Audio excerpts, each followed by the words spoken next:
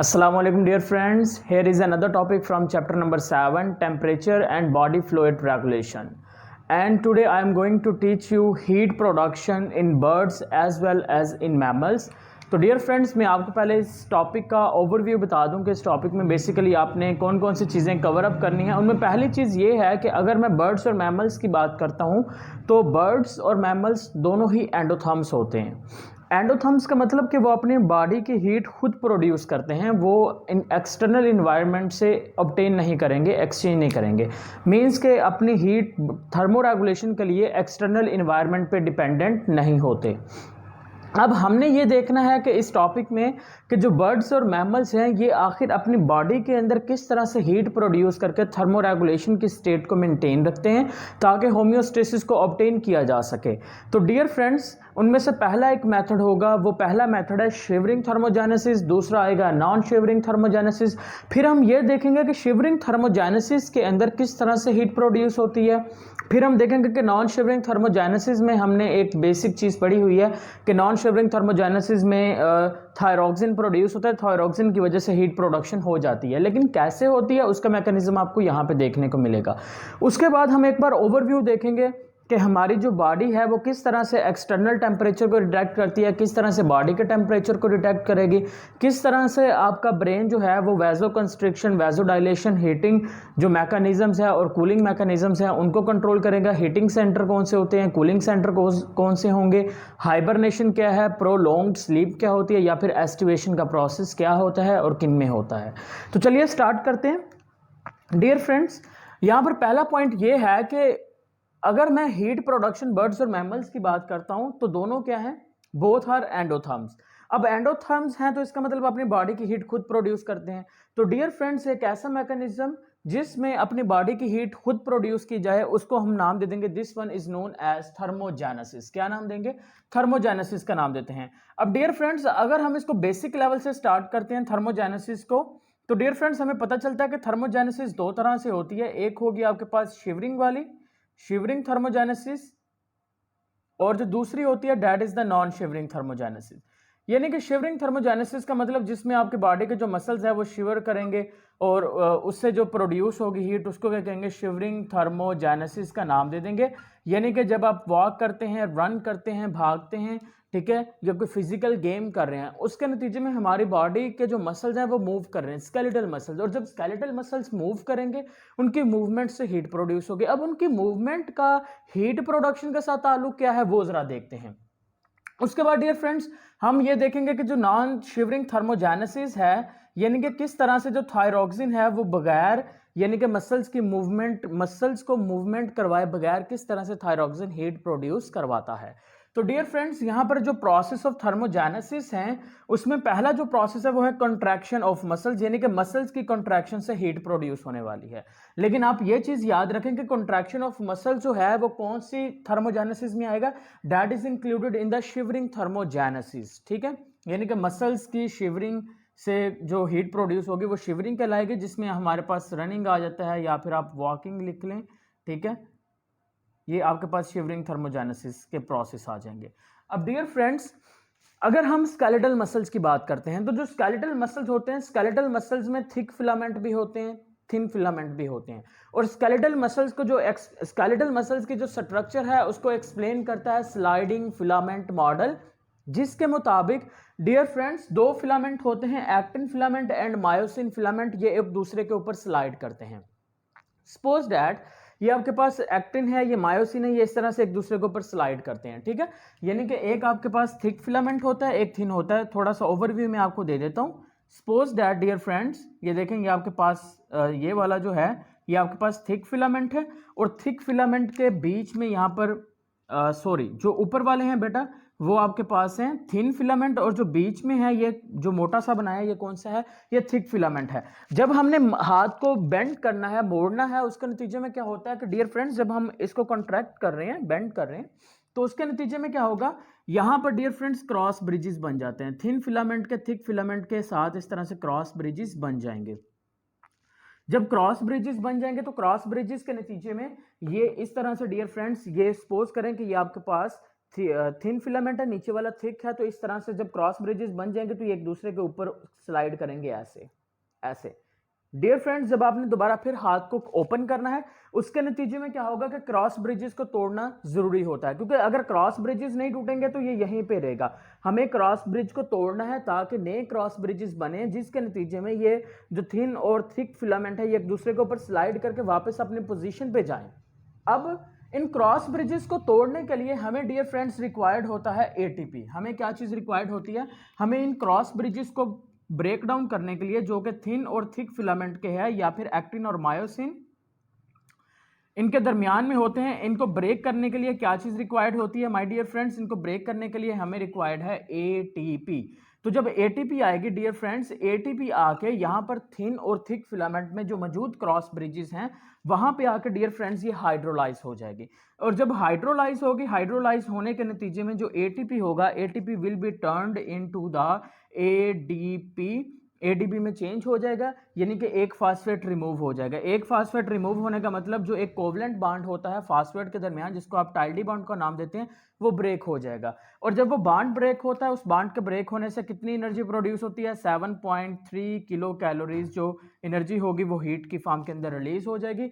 तो इसका मतलब ये है कि जब डियर फ्रेंड्स हम भागेंगे दौड़ेंगे तो हमारे स्केलेटल मसल्स मूव करेंगे। जब स्केलेटल मसल्स मूव करेंगे तो थिक और थिन फिलामेंट यानी कि एक्टिन और मायोसिन फिलामेंट एक दूसरे के ऊपर कंटिन्यूसली स्लाइड करेंगे। और स्लाइड करने के लिए उनको क्या रिक्वायर्ड होता है? उनको dear friends cross bridges required होती हैं। और क्रॉस ब्रिजेस को ब्रेक करने के लिए क्या चीज रिक्वायर्ड होता है? एटीपी रिक्वायर्ड होती है। और जब एटीपी टूटेगी, एटीपी के टूटने से क्या प्रोड्यूस हो जाएगी? हीट की प्रोडक्शन होती है, और उससे हमारी बॉडी का टेम्परेचर क्या हो जाएगा? मेंटेन हो जाएगा। तो डियर फ्रेंड्स, एक सिंपल सी मैं आपको इससे रिलेटेड एक बात बता देता हूँ। आपने ऑब्जर्व किया होगा रिगर मॉर्टिस का प्रोसेस, ठीक है? रिगर मॉर्टिस, रिगर मॉर्टिस में डियर फ्रेंड्स यही होता है कि आफ्टर द डेथ, बॉडी में जब डेथ हो जाती है तो डेथ होने के बाद आपने ऑब्जर्व किया होगा कि जो बॉडी का टेम्परेचर है वो कम हो जाता है, बॉडी ठंडा होना शुरू हो जाती है। इसकी वजह क्या होती है डियर फ्रेंड्स? इसकी रीजन यही होती है डियर फ्रेंड्स, इसकी रीजन यही होगी कि जब हमारी डेथ हो जाती है, डेथ होने के बाद क्या होता है कि बॉडी के अंदर जो एटीपी का लेवल है वो फॉल हो जाता है। जब एटीपी का लेवल गिर जाएगा, एटीपी के लेवल के गिरने से ना तो ये क्रॉस ब्रिजेस टूटेंगे, जब क्रॉस ब्रिजेस नहीं टूटेंगे तो बॉडी स्टिफ हो जाएगी। और जब एटीपी टूट ही नहीं रही, जब वो इंसान मूवमेंट करने की कोशिश ही नहीं कर रहा, तो इसके नतीजे में एटीपी भी ब्रेक डाउन नहीं होगी, हाइड्रोलाइज नहीं होगी।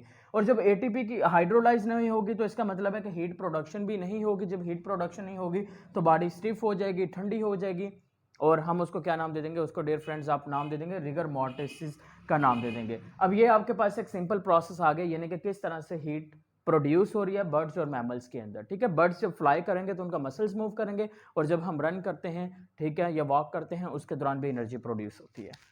अब हम चलते हैं एक सेकेंड मैकेनिज्म की जानिब, जो कि काफी इंपॉर्टेंट है dear friends, ATPase pump enzymes mechanism. अब ये कौन सा मैकेनिज्म है भाई? ये मैकेनिज्म डियर फ्रेंड्स बिल्कुल काम करेगा नॉन शिवरिंग थर्मोजेनेसिस के ऊपर। अब पहला पॉइंट आपने याद रखना है कि ये किसके ऊपर काम करेगा? That will be worked on the non shivering thermogenesis के ऊपर काम करेगा, ठीक है? थर्मोजेनेसिस के ऊपर। अब डियर फ्रेंड्स, एक चीज यहां से आप कंफर्म कर लें, वो ये है कि जब नॉन शिवरिंग थर्मोजेनेसिस की बात हो रही है तो जहन में एक बात आती है, वो आता है thyroxine, that is produced by the thyroid gland. Thyroid gland जो कि प्रोड्यूस करेगा एक हार्मोन, और उस हार्मोन का नाम क्या होता है? That's name is the thyroxine. और थायरोक्सिन क्या होता है? थायरोक्सिन की वजह से बॉडी का टेम्परेचर इंक्रीज हो जाता है। अब डियर फ्रेंड्स, आपको यह समझना है कि बॉडी का टेम्परेचर इंक्रीज होगा कैसे। देखें, suppose that this one is a cell. मैं बॉडी का सबसे एक बेसिक यूनिट, एक फंक्शनल यूनिट उठा लेता हूं जिसका नाम क्या है? सेल है। अब डियर फ्रेंड्स, सेल, अब जैसे ही थायरोक्सिन प्रोड्यूस होगा, थायरोक्सिन क्या करेगा डियर फ्रेंड्स? थायरोक्सिन सेल का जो बाहर वाला मीडियम है, सेल के बाहर वाले मीडियम से सोडियम को पकड़ेगा, और सोडियम को पकड़कर वो कंटिन्यूसली सेल के बाहर से सेल के अंदर भेजता चला जाएगा। क्या कर रहा है? वो सोडियम को पकड़ रहा है, सोडियम को पकड़कर सेल के बाहर वाले इन्वायरमेंट से उसको पकड़कर कहां पर भेज रहा है? कंटिन्यूसली सेल के अंदर की तरफ भेजता रहेगा। अब सोडियम के जो आयंस हैं वो कहां पर ज्यादा हो गए माय डियर फ्रेंड? सोडियम के आयंस यानी कि जो सोडियम है वो कहां पर ज्यादा हो रहा है? सोडियम सेल के अंदर ज्यादा हो जाएगा। अब सेल क्या करेगा, सेल उसी वक्त इस सोडियम को सेल से बाहर निकालने की कोशिश करेगा, लेकिन जब उसको सोडियम को सेल से बाहर निकालने की कोशिश करेगा, क्योंकि अब कंसेंट्रेशन अंदर ज्यादा हो गई है, बाहर कम हो गई है, अगेंस्ट द कंसेंट्रेशन मूव करना है। जब अगेंस्ट द कंसेंट्रेशन मूव करते हैं तो हम हमेशा कहते हैं कि वहां पर एनर्जी यूटिलाइज होगी, और एनर्जी यूटिलाइज करने के लिए क्या इस्तेमाल होगा, एटीपी इस्तेमाल होगी। तो डियर फ्रेंड्स यहाँ पर एटीपी को इस्तेमाल किया जाएगा। जब एटीपी इस्तेमाल होगी, एटीपी चेंज किस में हो जाएगी, अगेन वही मैकेनिज्म, एडीपी में चेंज होगी, एडीपी में चेंज होगी तो क्या होगा डियर फ्रेंड्स, आपको पता होना चाहिए, एनर्जी प्रोड्यूस होगी हीट की फॉर्म के अंदर, और उसके नतीजे में हमारे बॉडी का जो टेम्परेचर है वो क्या हो जाएगा, इंक्रीज होना शुरू हो जाएगा। तो एक सिंपल सा फिनोमिना, थायरॉक्सिन ने क्या किया, थायरॉक्सिन का काम सिर्फ इतना था कि वो सोडियम को पकड़ता था, सोडियम को पकड़कर वो सेल के बाहर वाले इन्वायरमेंट से सेल के अंदर वाली साइड पर भेज रहा था, cell inside the cell, cell के अंदर वो भेजी जा रहा था। जब सेल के अंदर सोडियम चले गए तो सेल ने क्या किया, सोडियम को बाहर निकाला, आउटसाइड सेल मूव किया, और जब उनको दोबारा आउटसाइड द सेल मूव करना था उसके लिए क्या चीज़ रिक्वायर्ड थी, एटीपी रिक्वायर्ड थी, और एटीपी को तोड़ा गया तो एनर्जी निकली हीट की फॉर्म के अंदर, उससे टेम्परेचर क्या हो गया माय डियर फ्रेंड्स, इंक्रीज हो गया। अब तीसरी जो चीज़ है वो ये है कि डियर फ्रेंड्स, अगर हम लाइफ की एक मॉडर्न डेफिनेशन देखते हैं according to the 2020 and 21 between, इनके दरमियान में ही आई है। तो dear friends, according to biologist, जो लाइफ है, लाइफ के डेफिनेट लाइफ को इस तरह डिफाइन किया गया कि life is a combination of chemical reaction, life is combination of chemical reactions, यानी कि लाइफ जो है वो केमिकल रिएक्शंस का कॉम्बिनेशन है। और अगर हम केमिकल रिएक्शंस के सेट की बात करते हैं जो कि लिविंग ऑर्गेनिजम्स में होते हैं, उसको क्या नाम देते हैं, उसको डियर फ्रेंड्स हम नाम देते हैं मेटाबॉलिज्म्स का। What is metabolism, set of chemical reactions को क्या नाम देंगे, मेटाबॉलिज्म्स का नाम देते हैं। अब डियर फ्रेंड्स, अगर मैं मेटाबॉलिज्म्स की बात कर रहा हूं तो हर लिविंग ऑर्गेनिजम्स के अंदर बहुत सारे केमिकल रिएक्शंस हो रहे हैं, और उस केमिकल रिएक्शंस के नतीजे में एनर्जी प्रोड्यूस हो रही है। यानी कि मेटाबॉलिज्म्स में आपके पास एक्सोथर्मिक रिएक्शन भी होते हैं, उसके नतीजे में डियर फ्रेंड्स कैटाबॉलिज्म्स भी होते हैं, मेटाबॉलिज्म्स भी होते हैं, एनाबॉलिज्म्स भी हैं। तो डियर फ्रेंड्स, ये जितने भी केमिकल रिएक्शंस होंगे जो कि एक लिविंग ऑर्गेनिजम्स के बॉडी के अंदर होंगे, उन तमाम केमिकल रिएक्शंस के नतीजे में क्या प्रोड्यूस होगी, हीट प्रोड्यूस होगी, और उस हीट को इस्तेमाल कर लेंगे बर्ड्स और मैमल्स। किस लिए इस्तेमाल करेंगे, अपनी बॉडी को टेम्परेचर को मेंटेन करने के लिए, यानी कि थर्मोरेगुलेशन के लिए। अब हम चलते हैं तीसरे फिनोमिना यानी कि फोर्थ फिनोमिना की तरफ, मैकेनिज्म की तरफ कि किस तरह से टेम्परेचर मेंटेन किया जाता है। माय डियर फ्रेंड्स, यहां पे देखिए आपके पास है ऑक्सीडेशन ऑफ फैटी एसिड्स। अब थोड़ा सा हम फैट्स के बारे में बात कर लेते हैं। डियर फ्रेंड्स, अगर हम बात कर लें फैट्स की, तो फैट्स की असल में दो कैटेगरीज होती हैं, टू कैटेगरीज। एक होते हैं हमारे पास वाइट फैट्स, और दूसरे होते हैं हमारे पास ब्राउन फैट्स। वाइट और दूसरे कौन से होंगे, ब्राउन होते हैं। अब जो वाइट फैट्स होते हैं ना, वाइट फैट्स का इतना फायदा नहीं होता। उसकी वजह यह है कि वाइट फैट से एनर्जी तो मिलती है हमको, लेकिन जो वाइट फैट्स होते हैं ये ओबेस कर देते हैं, मोटापा, ओबेसिटी जो है वो किस वजह से होती है, वो वाइट फैट्स की वजह की। जब वाइट फैट्स काफी ज्यादा जमा हो जाते हैं तो उसकी वजह से ओबेसिटी हो जाती है। तो अब बताने का मकसद आपको ये है कि जो व्हाइट फैट्स होते हैं, व्हाइट फैट की वजह से इंसान क्या हो रहा है, ओबेस होता चला जा रहा है।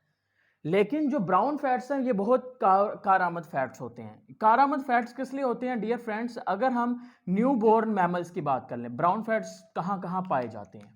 अगर मैं बात कर लेता हूँ my dear friends newborn mammals, तो न्यू बोर्न मैमल्स जो होंगे उनकी बॉडी के अंदर आपको कौन से फैट्स देखने को मिलेंगे, आपको ब्राउन फैट्स देखने को मिलेंगे। और एक ऐसा इंसान जो आपको दुबला पतला नजर आ रहा है माय डियर फ्रेंड्स, उसकी बॉडी के अंदर व्हाइट फैट्स कम है, तो उसकी बॉडी के अंदर कौन से फैट्स होंगे, ब्राउन फैट्स मौजूद होते हैं। अब ब्राउन फैट्स उसकी बॉडी में कहाँ पर मौजूद होते हैं, यानी कि एक इंसान जो बिल्कुल दुबला पतला है, हम कहते हैं इसमें फैट्स ही नहीं है, चर्बी ही नहीं है।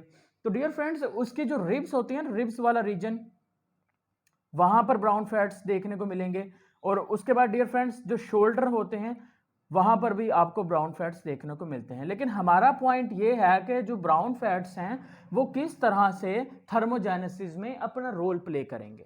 तो डियर फ्रेंड्स उसकी ऑक्सीडेशन होगी। अब ऑक्सीडेशन कैसे होती है, लेकिन उससे पहले हम ये देखेंगे कि ब्राउन फैट्स का क्या असल में कलर ब्राउन है, अगर ब्राउन है तो क्यों है वो जरा देख लें। डियर फ्रेंड्स, अगर हम ब्राउन फैट्स की बात करते हैं तो इसमें कोई शक नहीं है कि जो ब्राउन फैट्स है उसका जो कलर है वो ब्राउन ही है। लेकिन ब्राउन फैट्स का कलर असल में ब्राउन क्यों होता है? क्योंकि माय डियर फ्रेंड्स, जो ब्राउन फैट्स होते हैं, ब्राउन फैट्स के अंदर जो माइटोकॉन्ड्रिया होते हैं वो काफ़ी ज़्यादा नंबर के अंदर होते हैं। और एक ऐसा इंसान जिसकी बॉडी के अंदर ब्राउन फैट्स होंगे उसका स्टेमिना भी ज़्यादा होगा और उसकी बॉडी के अंदर जो हीट की प्रोडक्शन होगी ना वो भी बहुत जल्दी हो सकती है, बहुत क्विक हीट प्रोडक्शन हो सकती है उसकी बॉडी में, उसको बहुत जल्दी एनर्जी मिल सकती है as compare to the white fats. अब ब्राउन फैट्स को से एनर्जी क्यों ज़्यादा मिलती है? क्योंकि उसमें माइटोकॉन्ड्रिया ज़्यादा होते हैं। माइटोकॉन्ड्रिया की अगर हम बात करें तो माय डियर फ्रेंड्स, माइटोकॉन्ड्रिया के अंदर हमें एक खास किस्म की डियर फ्रेंड्स साइटोक्रोम्स देखने को मिलती हैं। अब वो जो साइटोक्रोम्स होते हैं उन साइटोक्रोम्स कौन से होते हैं? These are the iron containing cytochromes. कौन से साइटोक्रोम्स होते हैं?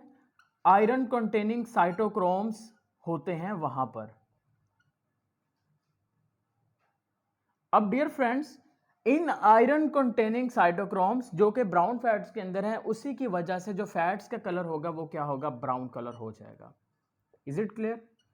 अब हम ऑक्सीडेशन की बात करते हैं। तो डियर फ्रेंड्स, जब इन ब्राउन फैट्स की ऑक्सीडेशन होती है तो ऑक्सीडेशन के नतीजे में एटीपी कम प्रोड्यूस होती है। यानी कि अगर मैं लिखता हूं कि oxidation of brown fats, OBF, oxidation of brown fats होगी तो इसके नतीजे में डियर फ्रेंड्स एटीपी प्रोड्यूस होगी। लेकिन एटीपी बहुत कम प्रोड्यूस होगी। अगर एटीपी कम प्रोड्यूस हो रही है तो फिर क्या चीज़ ज़्यादा प्रोड्यूस होगी? तो आपने कहना है कि यहाँ पर जो ज़्यादा प्रोडक्शन होती है वो आपके पास किस चीज़ की होगी? हीट की ज़्यादा प्रोडक्शन होती है। That's it. Is it clear? यहाँ तक आपको कंसेप्ट क्लियर हो गया कि किस तरह से ऑक्सीडेशन ऑफ ब्राउन फैट्स हो रही है। ब्राउन फैट्स की ऑक्सीडेशन हुई तो उसके नतीजे में एटीपी के जो मॉलिक्यूल्स होंगे ये कम प्रोड्यूस होंगे। एटीपी के मॉलिक्यूल्स के कम प्रोड्यूस तो होंगे लेकिन उसके नतीजे में उसके बरक्स अगर हीट की प्रोडक्शन की बात करेंगे तो हीट प्रोडक्शन क्या हो जाएगी? हाई होती है ब्राउन फैट्स की ऑक्सीडेशन के नतीजे में।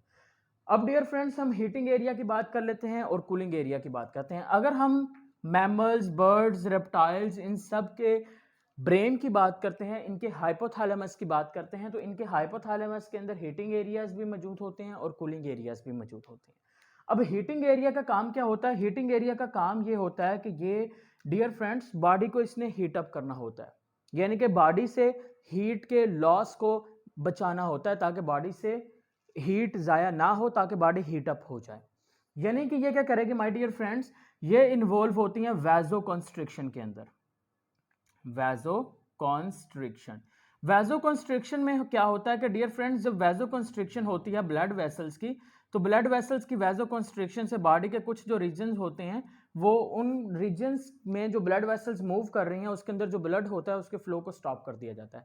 जैसा कि आपने ऑब्जर्व किया होगा कि सर्दियों के सीजन में आपकी जो फिंगर्स होती हैं पाँव की और हाथों के, वो ठंडी रहती हैं, क्योंकि उस वक्त आपका हाइपोथैलेमस के अंदर जो हीटिंग एरिया होता है वो एक्टिवेट होता है और उसके एक्टिवेट होने से वैजो कंस्ट्रिक्शन हो जाती है हमारी वेसल्स में। यानी कि हमारे जो हाथ हैं वो बियर रहते हैं, पाँव भी मोस्टली बियर ही रहते हैं, जिसके नतीजे में डियर फ्रेंड्स हाथों की तरफ जो ब्लड की सप्लाई होती है, जो वेसल्स ब्लड को लेके जाती हैं हाथों की तरफ, वो कंट्रिक्ट हो जाती हैं, छोटी हो जाती हैं, बारीक हो जाती हैं, जिससे ब्लड की सप्लाई उधर स्टॉप हो जाएगी। जब ब्लड की सप्लाई स्टॉप हो जाएगी उसके नतीजे में जैसे जब ब्लड हाथों की तरफ मूव नहीं करेगा तो हीट लॉस नहीं होगा, तो इस वजह से बॉडी के टेम्परेचर को मेंटेन कर लिया जाएगा। अगर मैं कूलिंग एरिया की बात करता हूं तो यहां पर फिनोमेना बिल्कुल ऑपोजिट होगा। यहां पर डियर फ्रेंड्स बॉडी को क्या करना है? कूल करना है। यानी कि गर्मियों के सीजन में, जैसे आजकल जो हमारा गर्मियों का सेशन चल रहा है, तो डियर फ्रेंड्स इस सेशन में क्या होगा कि वैजो डायलेशन होती है। वैजो डायलेशन के नतीजे में हमारी जो एक्सपोज बॉडी के पार्ट्स होते हैं वहां पर डायलेशन का मतलब कि वहां पर जो ब्लड वेसल्स होंगी वो डायलेट हो जाती हैं, जिससे ब्लड सप्लाई हमारे हाथों की तरफ, चेहरे की तरफ बढ़ा दी जाती है ताकि ज़्यादा से ज़्यादा हीट का लॉस हो सके एक्सपोज्ड बॉडी पार्ट्स की तरफ से। Is it clear? अब डियर फ्रेंड्स, हम जरा मैकेनिज्म की बात कर लेते हैं कि किस तरह से यहाँ पर जो हमारी बॉडी है उसके अंदर इसका एक ओवरव्यू देख लेते हैं कि काम कैसे कर रहा है थर्मोरेगुलेशन को। सबसे पहले डियर फ्रेंड्स क्या होने वाला है कि जो टेम्परेचर की चेंजेस आएंगी वो या तो एक्सटर्नल इन्वायरमेंट में आएंगी या बॉडी के इंटरनल इन्वायरमेंट में आ जाएंगी। अब चेंजेस अगर एक्सटर्नल इन्वायरमेंट में आ रही हैं तो उसको डिटेक्ट कौन करेगी? स्किन। और अगर जो चेंजेस होंगी वो बॉडी के इंटरनल इन्वायरमेंट के अंदर आ रही हैं तो डियर फ्रेंड्स हमारी बॉडी के अंदर जो इंटरनल रिसेप्टर्स होंगे वो उसको डिटेक्ट कर लेंगे। वो डिटेक्ट करने के बाद वो मैसेज किसको भेजेंगे? They send the message towards the brain. वो मैसेज किसको भेज देंगे, ब्रेन को भेजेंगे। अब ब्रेन क्या करेगा, ब्रेन मुख्तलिफ पैगामात ऑर्डर जारी कर देगा उस वक्त, ठीक है। ब्रेन ने क्या किया, ब्रेन ने आपके हाइपोथैलेमस को पैगाम भेजा, सपोज दैट बॉडी का टेम्परेचर कम हो रहा है, बॉडी का टेम्परेचर कम हो रहा है, तो ब्रेन का काम यह है कि उसने बॉडी का टेम्परेचर को दोबारा मेंटेन करना है, इंक्रीज करना है। तो वो क्या करेगा, ब्रेन डायरेक्टली मैसेज भेजेगा आपके हाइपोथैलेमस को। किसको मैसेज भेज रहा है, हाइपोथैलेमस को। तो डियर फ्रेंड्स, हाइपोथैलेमस में आपको देखने को मिलेगा पिट्यूटरी ग्लैंड। क्या देखने को मिलेगा, पिट्यूटरी ग्लैंड देखने को मिलेगा। और पिट्यूटरी ग्लैंड जो होगा डियर फ्रेंड्स, ये रिलीज करेगा थायराइड स्टिमुलेटिंग हार्मोन। क्या रिलीज करेगा, thyroid stimulating hormone TSH release करेगा, जो कि मूव करेगा टुवर्ड्स द थायराइड ग्लैंड, जो कि थायराइड ग्लैंड की तरफ मूव करेगा। अब जो थायराइड ग्लैंड होगा my dear friends, thyroid gland produce कर देगा थायरोक्सिन। क्या प्रोड्यूस करेगा, थायरोक्सिन। और थायरोक्सिन के प्रोड्यूस होते ही हमारे बॉडी के अंदर चंद एक चेंजेस आना शुरू हो जाएंगे। कैसी चेंजेस आना शुरू हो जाएंगी, वो आपने देखा है यहाँ पर कि थायरोक्सिन किस तरह से हीट को प्रोड्यूस करवाता है। और उसके साथ साथ डियर फ्रेंड्स, हमारे जो स्वेट ग्लैंड्स होंगे, अगर तो बॉडी का टेम्परेचर कम है तो स्वेट ग्लैंड ऑटोमेटिकली स्टॉप हो जाएंगे।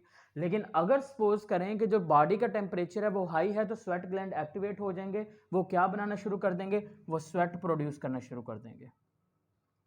इसी तरह से बॉडी के जो कुछ सेल्स होंगे डियर फ्रेंड्स, उन बॉडी के सेल्स के अंदर मेटाबॉलिज्म का रेट भी हाई हो सकता है, लो भी हो सकता है। अगर टेम्परेचर कम है तो मेटाबॉलिज्म रेट हाई हो जाएगा, और अगर बॉडी टेम्परेचर ज्यादा है तो मेटाबॉलिज्म रेट कम हो जाएगा। फिर आपके पास माय डियर फ्रेंड्स जो एड्रीनल ग्लैंड्स होंगे, एड्रीनल ग्लैंड्स बॉडी को इमरजेंसी कंडीशन के लिए तैयार करवाते हैं। यानी कि ये हार्मोन रिलीज करेंगे, एपिनेफ्राइन हार्मोन रिलीज करेंगे, जो कि आपका सिंपैथेटिक जो सिस्टम होता है, नर्वस सिस्टम है, उसको मेंटेन करने में इसका बड़ा रोल होता है एड्रीनल ग्लैंड्स का। तो एड्रीनल ग्लैंड्स को भी एक्टिवेट करने का काम किसका होगा, आपके हाइपोथैलेमस का ही होगा। After that dear friends, hypothalamus ने तो अपना काम कर दिया। फिर क्या होगा, ब्रेन ऑटोनोमिक, अगर कंडीशन बहुत ही क्रिटिकल है तो हमारा जो ब्रेन है वो ऑटोनोमिक नर्वस सिस्टम को भी एक्टिवेट कर सकता है। ऑटोनोमिक नर्वस सिस्टम जैसे ही एक्टिवेट होगा डियर फ्रेंड्स, उसका डायरेक्टली जो असर होगा वो किस पर होने वाला है, वो हमारे ब्लड वेसल्स पे होगा जाके। क्योंकि ऑटोनोमिक नर्वस सिस्टम में सिंपैथेटिक और पैरासिम्पैथेटिक नर्वस सिस्टम आते हैं, यानी कि फाइट और फ्लाइट वाला भी आता है, इमरजेंसी कंडीशन वाला नर्वस सिस्टम होता है। तो डियर फ्रेंड्स, उसके नतीजे में क्या होगा कि जो वैजो कंस्ट्रिक्शन कर दिया जाएगा या फिर वैजो डायलेशन कर दिया जाएगा, ताकि अगर तो हीट ज़्यादा होगी बॉडी के अंदर उसको रिलीज करवाना है तो वैजो डायलेशन कर दिया जाएगा, और अगर हीट कम होगी तो वैजो कंस्ट्रिक्शन का फिनोमिना प्रोड्यूस हो जाएगा। आफ्टर दैट डियर फ्रेंड्स, जो motor areas of the cerebral cortex, इसको भी मैसेज भेजे जाएंगे, और ये क्या करेगा, हमारे जो स्केलेटल मसल्स हैं उसमें शिवरिंग थर्मोजेनेसिस को इंक्रीज कर देगा। शिवरिंग थर्मोजेनेसिस होगी तो एनर्जी प्रोड्यूस हो जाएगी। तो इस तरह से डियर फ्रेंड्स, हमारी बॉडी के अंदर जो एनर्जी है उसको प्रोड्यूस किया जाएगा, और बॉडी टेम्परेचर या तो अगर कम है तो ज़्यादा हो जाएगा इन तमाम प्रोसेस के नतीजे में, और अगर बॉडी टेम्परेचर ज़्यादा था तो dear friends sweat gland sweat produce करवाएंगे, बॉडी टेम्परेचर कम कर दिया जाएगा। इसी तरह से बॉडी सेल्स में मेटाबॉलिज्म कम हो जाएगा, एड्रीनल ग्लैंड्स जो होंगे वो एपिनेफ्राइन प्रोड्यूस नहीं करेंगे, स्केलेटल मसल्स में शिवरिंग थर्मोजेनेसिस कम हो जाएगी, यानी कि फिनोमिना एक दूसरे के रिवर्स हो जाएगा। उन दोनों कंडीशंस की सूरत में बॉडी का जो टेम्परेचर होगा वो अगर कम है तो ज़्यादा हो जाएगा, अगर ज़्यादा है तो कम हो जाएगा। और जब ये तमाम फिनोमिना हो जाएगा उसके बाद दोबारा फिर इन चेंजेस को डिटेक्ट कौन करेगा, आपका ब्रेन को मैसेज भेज दिया जाएगा, और मैसेज जो होगा ब्रेन कंडीशंस को स्टॉप करवा देगा थ्रू द फीडबैक मैकेनिज्म्स के जरिए से ये तमाम प्रोसेस काम करता रहेगा। अब हम बात कर लेते हैं हाइबरनेशन की। डियर फ्रेंड्स, कुछ एनिमल्स ऐसे होते हैं जो कि विंटर स्लीप में चले जाते हैं, यानी कि वो क्या करते हैं, हाइबरनेट कर लेते हैं खुद को, यानी कि विंटर सीजन के अंदर वो एक ऐसा फिनोमिना शो करते हैं, विंटर सीजन सो जाएंगे, विंटर सीजन में किसी गार के अंदर या किसी महफूज जगह में जाके वहां पर पूरे विंटर सीजन के लिए सो जाएंगे। तो डियर फ्रेंड्स, जब ये विंटर सीजन के लिए सोते हैं, उससे पहले ये अपनी बॉडी के अंदर इनफ ब्राउन फैट्स इकट्ठे कर लेंगे कि वो 2 से 3 मंथ के लिए जो विंटर सीजन है, पूरे का पूरा विंटर सीजन बगैर कुछ खाए पिए निकालते हैं, ठीक है, सो के गुजार देते हैं। और जब ये हाइबरनेट होने के बाद दोबारा फिर अगेन उठेंगे, इनकी बॉडी का जो वेट होता है वो आधा रह जाता है, ब्राउन फैट सारे के सारे ख़त्म हो जाते हैं। यानी कि बताने का मकसद ये है यहाँ पर, जैसा कि अगर मैं बैट्स की बात कर लेता हूँ तो बैट्स जो होते हैं वो हाइबरनेट कर लेते हैं खुद को, ठीक है। तो जो बैट्स होते हैं डियर फ्रेंड्स, उसमें हाइबरनेशन का प्रोसेस होगा और हाइबरनेशन के नतीजे में वो विंटर स्लीप में चले जाएंगे। और देन क्या होगा डियर फ्रेंड्स, वो जब विंटर स्लीप अगेन एंड हो जाएगा तो देन अगेन वो अराइज हो जाएंगे। और ड्यूरिंग द हाइबरनेशन प्रोसेस इनका जो मेटाबॉलिज्म रेट होता है वो काफ़ी स्लो हो जाता है, मेटाबॉलिज्म स्लो हो जाएगा। उसके साथ साथ अगर हम इनकी बॉडी के टेम्परेचर की बात करते हैं तो ये तमाम जो प्रोसेस होंगे ये स्लो हो जाते हैं, बिल्कुल स्लो हो जाएंगे। अब एक और फिनोमिना है, उसको हम नाम देते हैं एस्टिवेशन का। डियर फ्रेंड्स, ये जो स्लीप होगी इसको हम कहते हैं समर स्लीप, ठीक है, यानी कि गर्मियों के सीजन में एस्टिवेशन।